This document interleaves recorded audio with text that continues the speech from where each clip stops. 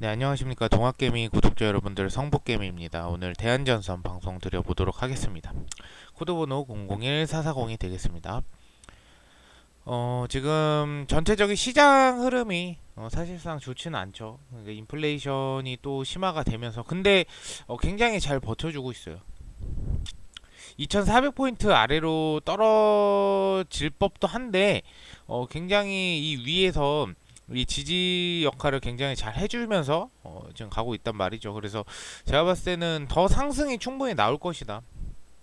이번 연도에 못해도 2600포인트 정도까지는 올라갈 수 있지 않을까, 하반기쯤 되면. 저는 그렇게 지금 바라보고 있습니다. 지금 잠시 비청이는 거지 어쨌든 간에 조금 중장기 관점을 놓고 봤을 때는 인플레이션도 어떻게 보면 금리 인상을 계속 시키기 때문에 이게 꺾여질 수밖에는 없다라고 저는 판단을 하고 있고요. 지금 전체적으로 부동산 부분도 사실 주식하고 연관이 없다라고 생각하시는 분들 계신데 연관이 있어요. 그러니까 결국에는 이제 유동성 부분, 유동성 비율, 그리고 요런 사람들이 이제 자금 순환이 되냐 안 되냐, 이게 사실 주식에 영향 미치는 게 가장 크거든요.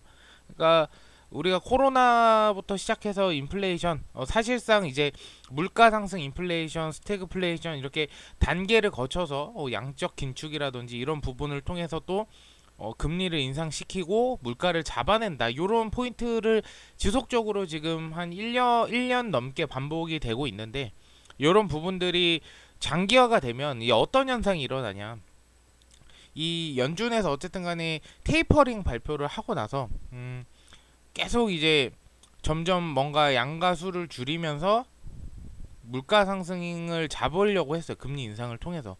그러니까 결국에는 금리 인상을 하는 이유는, 여러분들 이제 제대로 알고 있어야 되는 부분은, 물가가 상승하면 이거 우리가 이제 고물가라고 하잖아요. 고물가.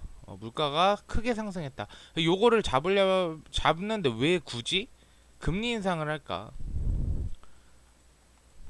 요거에 대한, 금리 인상을 하면은 물가가 잡힌다, 이거에 대한 정확한 팩트를 여러분들이 아셔야 됩니다. 그러니까 결국에는 물가가 상승을 하면 이 금리 인상을 시켜서 물가를 잡는다라는 거는, 이 예를 들어 우리가 편의점 가도 요새 과자값이 좀 많이 올랐잖아요.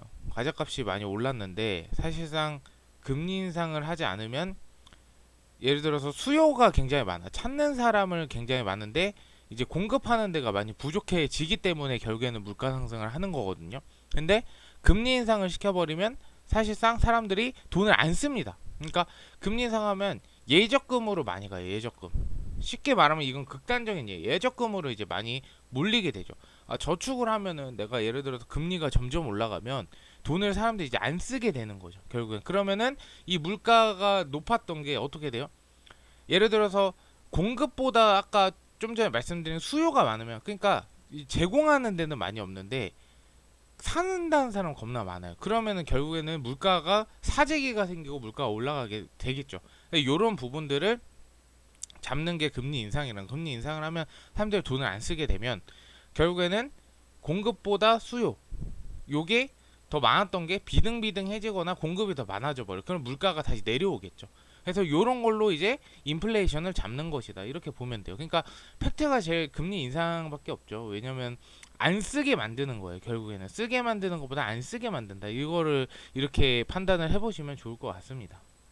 근데 이제 우리가 또 우려해야 될 게 있어요. 그러니까 우리가 인플레이션이라는 거를 이제 만약에 물가 상승을 잡았다라고 했을 때, 반대로 이 금리 인상을 계속 시켜버리면 역으로 안 좋아지는 게 디플레이션이라고. 디플레이션이 뭐냐? 그러니까 물가가 하락이 돼서 잡아지는 건 좋다라는 거예요. 근데 이게 상황이 또 지속돼 버리면 이 가속이 붙어요. 우리는 인플레이션도 가속이 붙었고, 이 인플레이션 잡기 위해 물가 상승을 잡기 위해 금리 인상을 하는데, 반대로 이렇게 돼버리면 디플레이션이라고 하는데, 이 디플레이션 상황이 지속되면 실물 가치가 줄어들게 돼요. 과자값이 뭐 예를 들어서 뭐 콘칩이 예를 들어서 지금 1,500원 하잖아요. 1,500원, 1,700원 하는 게 막 900원으로 된단 말이에요. 그러면은 이 실물 가치가 줄어든다. 실물 가치가. 그러니까 어떻게 돼요? 소비를 안 해버려, 사람들이. 수요가 없으니 회사가 힘들어지고 망하는 회사도 많아지고 실업자가 늘어나고 고용난에 시달리고 경기 침체가 또 온다. 그러니까 인플레이션이든 디플레이션이든 중간이 제일 좋다. 근데 지금 상태는 어쨌든 간에 물가 상승이 계속 CPI 수치가 소비자 물가 지수가 계속 높아지니까 요거를 이제 잡겠다라는 포인트가 컸던 것 같아요. 그래서 요거를 정확히 팩트로 여러분들이 알고 계시면 좋을 것 같아서 한번 리뷰를 드렸고요. 대한전선은 금요일자를 보면은 이제 외국인들, 그러니까 결국엔 외국인 매수세가 좀 큰데 사실상 2월 15일 날, 3일 전이에요. 요때는 살짝 지수가 많이 하락하면서 이 외인들이 좀 많이 팔았어요. 근데 여러분들이 제가 항상 파악해야 될 게 어떤 부분이라고 말씀드렸냐면, 이 파는 것만 보면 안 된다. 매수량도 봐야 된다. 매도량이 더 많았기 때문에 그런 거지, 또 다른 세력들이 들어오고, 대한전선은 세력들이 무조건 존재를 할 수밖에 없는 지금 차트고 없는 상황이에요. 그래서 보조지표를 한번 볼게요. 제가 잘 보는 MACD 보조지표 하나 추가하고, 그리고 CCI 지표 추가를 해서 보면은, 제가 개인적으로 판단했을 때는 여기 부분이 제일 중요한 것 같아요. 지금 이 CCI 같은 경우에는 과매도 구간이고요. 그리고 MACD 같은 경우에는 지금 크로스로 찍다가 다시 한번 반등을 지금 주려는 좀 시점인 것 같아요. 제가 봤을 때. 그래서 여기서 만약 보조지표가 맞다면 이 과매도 구간 끝나 이제 상승 구간이 좀 나와야 될 것 같고요. 요것도 지금 MACD가 다시 반등 줘서 올라갈 이 크로스로 끝나면서 영수치 위로 올라가면서 상승 추세가 만약에 나올 것 같다라고 이제 예시를 들자면, 지금 대한조선이 다음 주나 다다음 주 안에는 좀 상승 패턴이 나와줘야 된다라고 좀 보시면 될 것 같습니다. 그래서 전체적인 대한전선 같은 경우에는 물량을 어쨌든 간에 여러분들이 힘드시다고 하시는 분들이 많이 계시지만, 지속적으로 조금 중장기 관점을 놓고 계속 물량을 모아 가셔야 된다라고 저는 판단을 하고 있고요. 아직까지 이제 지금 전기차 플러스 2차 전지, 전기차보다 2차 전지 쪽 에코프로나 아니면 코스모 신소재, 코스모 이런 부분들이 대장주가 되면서 이 전기차 2차 전지, 음극재, 양극재 이 섹터가 지금 돌았어요. 제가 봤을 때는 이제 곧 해저 케이블, 태양광 등등등 올 거예요. 그러면은 대한전선이 분명히 저는 영향을 적어도 못해도 조금이라도 받을 거라 생각해요. 그렇다면 여러분들 2,000원 이상 되신 분들은 제가 봤을 때는 계속 모아가서 평단가를 좀 낮춰 놓으시면 충분히 여러분들 수익 보실 수 있을 거라고 생각을 하거든요. 그래서 이 부분 참고를 해주시면 좋을 것 같습니다.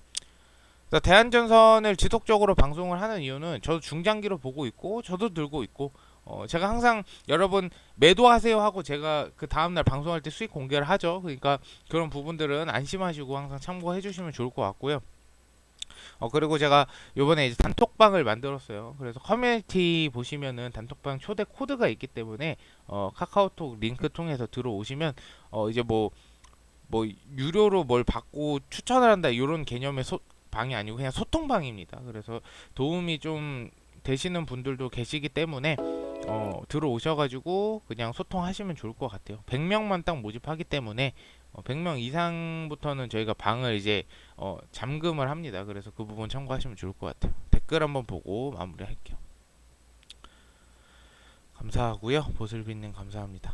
미남님 감사드리고 탁건님 감사합니다. 오공님 감사드리고요.